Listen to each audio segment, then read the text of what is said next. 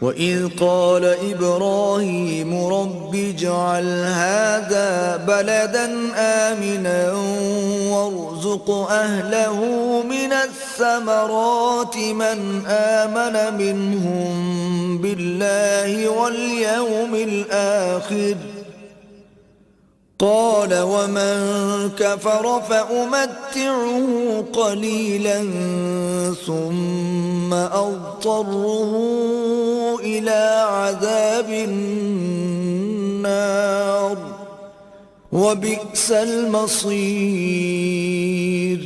और जब इब्राहीम ने दुआ की कि ऐ परवरदिगार इस जगह को अमन का शहर बना और इसके रहने वालों में से जो अल्लाह पर और रोज़े आखिरत पर ईमान लाएं उनके खाने को मेवे अता फरमा, तो अल्लाह ने फरमाया कि जो काफिर होगा मैं उसको भी किसी कदर मुतमत्ते करूंगा मगर फिर उसको अज़ाब दोज़ख के भुगतने के लिए नाचार कर दूंगा और वो बुरी जगह है।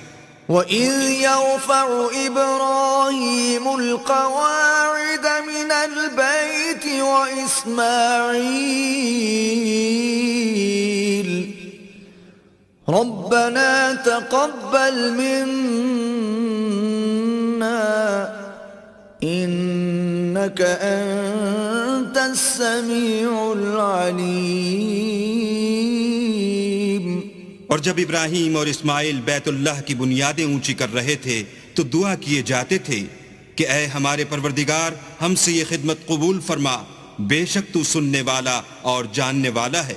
रब्बना वजअलना मुस्लिमैन लक व मिन दुर्रिय्यतिना उम्मतन मुस्लिमतन लक وأرنا مناسكنا وتب علينا إنك أنت التواب الرحيم। ऐ परवरदिगार हमको अपना फर्मा बरदार बनाए रखियो और हमारी औलाद में से भी एक गिरोह को अपना मुती बनाते रहियो और परवरदिगार हमें हमारे तरीक़े इबादत बता और हमारे हाल पर रहम के साथ तवज्जो फरमा, बेशक तू तवज्जो फरमाने वाला मेहरबान है। रब्बना वबअस फीहिम रसूलन मिनहुम यतलू अलैहिम आयातिक व युअल्लिमुहुमुल किताब वल हिकमत व युज़क्कीहिम इन्नक अंतल अज़ीज़ुल हकीम। ऐ परवरदिगार उन लोगों में उन्हीं में से एक पैगंबर मबऊस की जो उनको तेरी आयतें पढ़ पढ़ कर सुनाया करे और किताब और दानाई सिखाया करे और उनके दिलों को पाक साफ किया करे, बेशक तू गालिब और साहिब हिकमत है।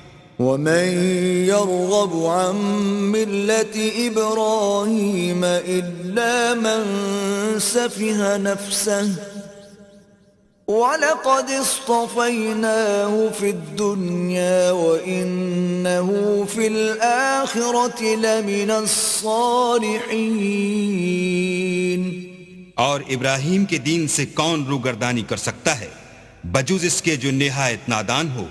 हमने उनको दुनिया में भी मुंतखब किया था और आखिरत में भी वो जुमरा सुलह में होंगे।